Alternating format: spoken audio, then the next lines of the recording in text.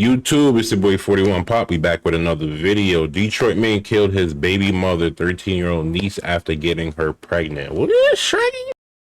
That sounds absolutely insane. Hey, yo, make sure you like and subscribe. Let's get into it. Family fuse. Who is that? Don't be alarmed, don't be alarmed, don't be alarmed. Oh, you scare me. That's what I said, don't be alarmed. I'm looking for my cousin that's missing. She a 13-year-old girl. And somebody told me that she might be in this area. So I'm not trying to scare y'all, I'm just looking for my cousin. Liv, what's up? What's Nasiah up? Harris. Thank you very much. 10-year-old Nasiah Harris stepped back. off her school bus and disappeared. Now her family is still waiting for answers. And Harris was last seen in early January after she got off the school bus. She has not been heard from or seen since. They didn't report her missing to the day after she went missing.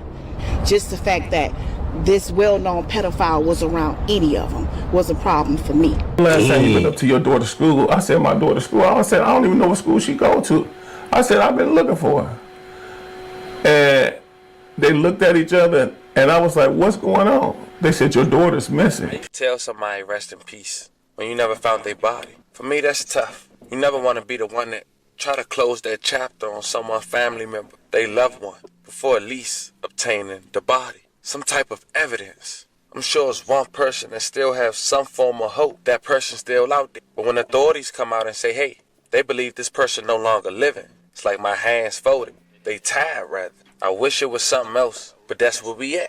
Parents have to start being held accountable for their kids' actions. But what if your parents not in your life and you was put on someone who probably didn't even want you? More than likely, that's the case we have here today. When I first heard about this story, I was overwhelmed. You're talking about a 13-year-old girl who was allegedly pregnant, last seen getting off a school bus. And by the way, the dude who got her pregnant got kids by her aunt. Now, before we even go over this story, a lot of times we overlook people like this. Let me break it down. That's when you in sad, jail, man. you got something like pen link. It's crazy because in high school, I used to see this a lot. I remember when I got into high school, there was like a 14-year-old pregnant girl. She was so little. I was just like, absolutely no way.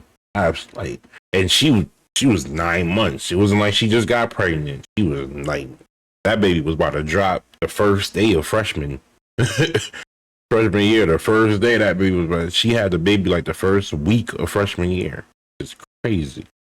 I'm not sure if it's different depending on where you house when you're incarcerated, but it's for other people in the free world who looking for a relationship but not necessarily can't get one. And when they do find one, that inmate seem to can't do no wrong in their eyes. And I'm sure something like that has something to do with this scenario. When you talk about the man who the alleged perpetrator in this story, we gotta bring up a man who a known as offender on a registry list. And yet he was still allowed to be around this young girl for years. And then the family TV come in. They get aware of this situation and they start to do their homework by looking at all public facts that's not necessarily and we find out who this young girl parents are. Needless to say, we talking about a young girl who lost her mom since 2021. We'll later discuss. We talking about a young girl who dad necessarily wasn't even in her life. In the interview you'll later hear from him, he mentioned for about 8 years,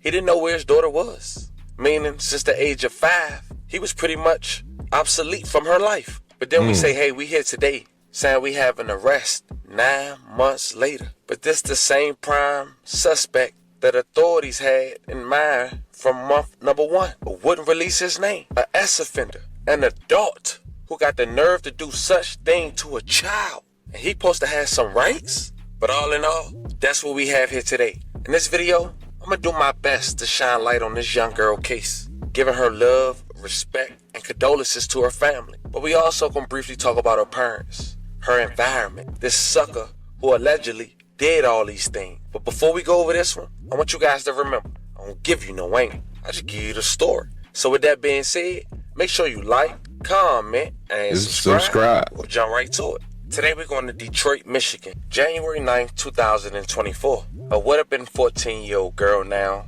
but happened when she was 13 years old, was last seen getting off the school bus. Why did no one tell drivers under 14? She was a student at J.E. Clark Prep Academy on Detroit East Side. She was last seen getting off the... Are they from Detroit?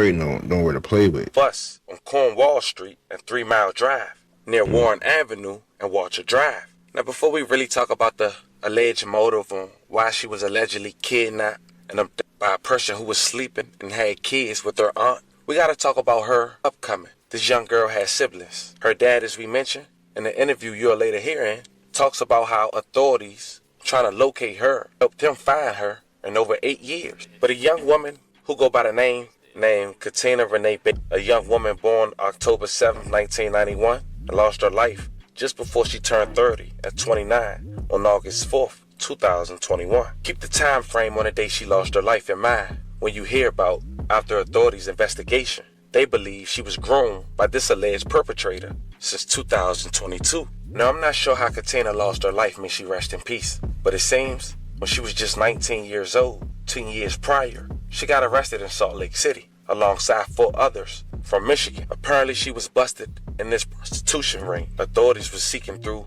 escort ads and other forms or ways of soliciting. But at this point, we say Naziah had it rough out the gate. But then she was allegedly given to her aunt, a person who probably didn't want her. Now, this allegedly her aunt right here. Her name haven't been disclosed, but this man that she's hugging, his name has Jarvis Butts, 41 years old, a man that's on this offenders list. We talking about a sick man. And I'm gonna disclose the details. Sick man and a sick aunt, bro. For you guys. I know, right there too. Went missing. He got arrested on unrelated charges, and that's a huge part on why authorities believe her body won't be discovered if it haven't by now. See this picture on this tablet, fam? This is the last picture. Her waving hello, where it seemed like she really saying goodbye that she made the public. It was the same video and picture she took the day she lost her life. It was a tablet at her school, but also on that tablet was messages. To who? Jarvis Butt. In those messages, it indicated that they had plans to meet up after her getting out of school. And according to the affidavit, Jarvis Butts, who as we mentioned had children with Naziah's aunt, is accused of sending sexual explicit text messages to Naziah. Beginning in September of 2022, she had sent sexually explicit photos of herself in return. Naziah allegedly texted Jarvis in September of 2023, saying she had not had her period. And in November of 2023, the evidence shows that Jarvis knows that she is pregnant. His phone record shows that he searched online about abortions, abortion pills, and drinking red antifreeze. This is a picture of Javaris at his shop where he worked. It was a mechanic shop. The shop happens to be the last place where a witness say they seen Naziah, alongside another grown man getting escorted with Jarvis to that shop. And that was according to Jarvis' sister who seen her at the shop. Once again, she mentions that Naziah leave a 13-year-old girl with those 2 grown men to go God knows where and then return. And according to the affidavit, Jarvis had checked in a motel at 9:30 p.m.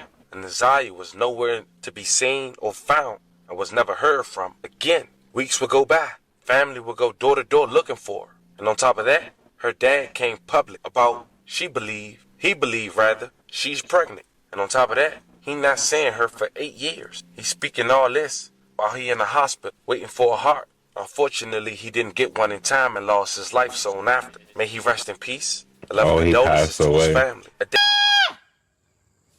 Who is that? Don't be alarmed, don't be alarmed, don't be alarmed. Oh, you scared me. That's what I said, don't be alarmed.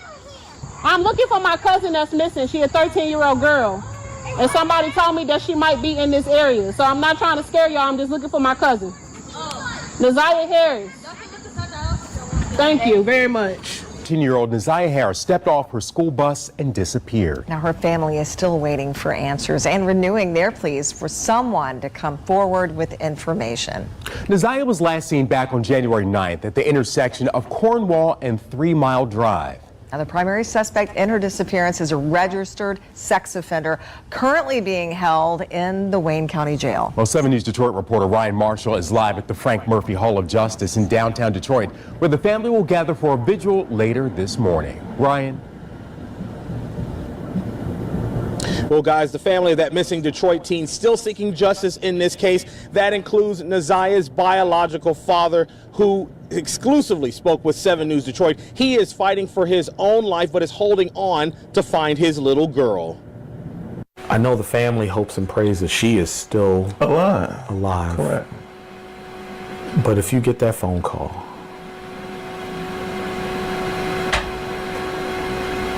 that's why I'm getting back in the ministry. 48-year-old Mervyn Jennings is Neziah Harris's biological father. He says he's tried to reconnect with his daughter for the past 8 years. Jennings says he was only reconnected after 2 Detroit Public Schools police officers tracked him down. When the last time you been up to your daughter's school? I said, my daughter's school. I said, I don't even know what school she go to. I said, I've been looking for her. And they looked at each other, and I was like, what's going on? They said, your daughter's missing. He's dealt with serious medical issues in the 8 years away from Neziah. Jennings has congestive heart failure. He says in April, doctors gave him only 7 days to live. While that prognosis has slightly improved, Mervyn needs a new heart. While dealing with those difficult health challenges, Mervyn says what really hurts his heart. I believe my daughter was pregnant. Yes. He says much of the family thinks Neziah was being sexually assaulted by a man who is a convicted sex offender. We're not naming him because he hasn't been officially charged in the case. Man, you better name that man. They're like, oh my God. Oh my God. You know, what's done in the dark, it's gonna come. You can't do this. You can't do this, man. That's crazy, bro. It's crazy how things happen nowadays. You need to stop with this. And get this, Mervyn also says that he talked to Neziah's older brother, who says that registered sex offender has been molesting her since she was 12 years old. They are holding out hope that Neziah will come home alive. A day later, January 10th, 2024, Neziah was nowhere to be found, but some clothes items was found in Detroit, in the area where Jarvis was found as well. Yet, authorities didn't make no name public to stay away from or to be aware for, nor did they make an arrest. 9 months later, on the last week of September, Wayne County Prosecutor's Office make an arrest. 41-year-old Jarvis Raymond Butts, charged with first-degree M, second-degree criminal conduct, and child abusive material. Butts is also facing sexual assault charges involving 2 additional victims who were under the age of 13 at the time, one being as young as 4 years old. My career looking at pictures of murdered people. Yeah, this thing need to go away for life. For 6 straight years, and as an assistant prosecutor, I would spend hours thinking about the victim whose case I was getting ready to try, wondering how they spent their last weeks, their last days, their last hours, and their last minutes of their lives. What were they thinking about? Did they know that the end was near?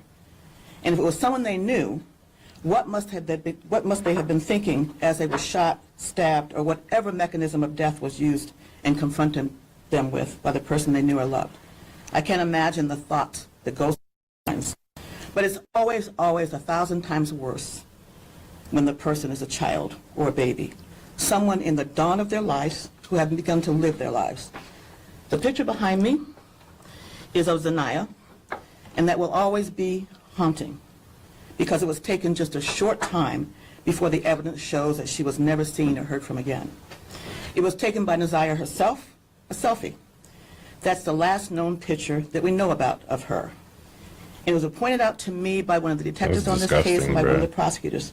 She is smiling, waving, saying, "Tailgates are better with Sam." Little did she know that she was really saying goodbye. We will provide to you later a very skeleton timeline of the time right before her death, before and after. Of course, the detail would be provided in court. The evidence shows overwhelmingly in this case that she is in fact deceased. The last time she was seen alive was January the 9th of this year, 2024, almost 9 months ago. Her missing status was reported to the Detroit Public School Police Department by her grandmother on that very day, when she never returned home from school. And again, that was January the 9th of 2024. In early February of 2024, the case was turned over to the Detroit Police Department. Frankly, that should have happened right away. But they began investigating immediately. The evidence would further show that through text messages that we know and that we have, Zenaia and this defendant were going to meet after school on January the 9th. We know that she did indeed meet up with the defendant that we're charging in this case. We also know that several people close to Mr. Butts, who we were charging later, saw them together in several different locations, people that he knew well. We have evidence that at 9:30 p.m. on that day that Mr. Butts checked into a motel and that Zanaya was never seen or heard from again. Not from her family, not from her schoolmates, not from her friends, not from social media where she was extremely active with her friends, not from teachers, no one. We know that she had no medical conditions that would cause a life-threatening medical emergency to her. And he, again, was the last person that saw her alive. She would have turned 14 years old just 10 days ago on September the 16th of 2024. And again, no one has seen or heard from her. You look at that face, and you do not see the horrors that she had gone through in her short life. The exploitation, the molestations, the sexual abuse, and the pregnancy that she was concealing. The evidence will show that from one of her text messages to and with Jarvis Butts. And we also know, the evidence will show, that there's no evidence of anyone else being the father of that child, other than the defendant himself, who we charged today. And he knew she was pregnant. We know that he was also searching for ways to abort the baby. We know that sexually explicit photos were requested by him of her, and that she complied and sent them to her. All at the hands, we allege, the man we are charging with her death and also her long-term sexual abuse. In our warrant review process that Matt and Tina and others put together, excellent work on that. Video of 111 gigabytes, witnesses and witness statements, body-worn camera, and let me not forget, it was Tina and Matt's memo, but the work of the Detroit Police Department. Anyway, we reviewed 111 gigabytes of video, witnesses and witness statements, body-worn camera footage, surveillance video, police reports, documents, 19 gigabytes, medical records, search warrant returns, phone extractions, which came to 506 gigabytes. Today we are charging Jarvis Butts with 1 count of first-degree premeditated murder, 1 count of criminal sexual conduct in the second degree, and 1 count of child sexually abusive material. Today we are also charging Mr. Butts with more counts of criminal sexual conduct on 2 more girls, yes, girls, on 2 other separate cases. The girls in question now are 20 and 11 respectively today, but both were under the age of 13 years old at the time the offenses occurred that we're charging. We are charging that one victim who is now 20 years old, that from April of 2012 to April of 2014 is alleged that defendant Butts sexually assaulted the victim at a residence in Detroit. Further facts and evidence on that matter will be placed on the record at the preliminary examination. In that case, we charge Mr. Butts with criminal sexual conduct. Get him off the road. Get him out of here. Person under 13, defendant 17 or older. In that case, we are also charging Mr. Butts with 3 counts of criminal sexual conduct in the second degree. Person under 13, defendant 17 years or older. In the second criminal sexual conduct case, well, I guess the third, that we're charging today, we are alleging that the victim, who is now 13 years old, that from July 2015 through July 2017, we're alleging that he sexually assaulted Meet the news. Detroit, and again, further facts and evidence will be developed at the preliminary examination. Defendant Butts have been charged with, in that case, 1 count of criminal sexual conduct in the second degree. Child under the age of 13, Mr. Butts over the age of 17. Based on all the evidence that I've laid out now, and much more that will be shown later in court, based on all these cases we will present in court, Mr. Butts targeted and befriended women who had to have sexual relationships with their young daughters. He would have relationships with their mothers, but his true desire was to have sex with their young daughters. That's what the evidence will show. He was a classic and expert groomer and pedophile. It's incredibly sad, incredibly unspeakable, and we want to bring justice to her and her family. I have to take this moment to say something to you, and this is not directed at all at Nazia's family, who by all accounts had many in her family that truly loved her. This is directed to everyone else listening to me now. We must be very careful who we let into our hearts and our homes and our lives, especially if you have children. We must be very careful who we have around our children and elders respectively.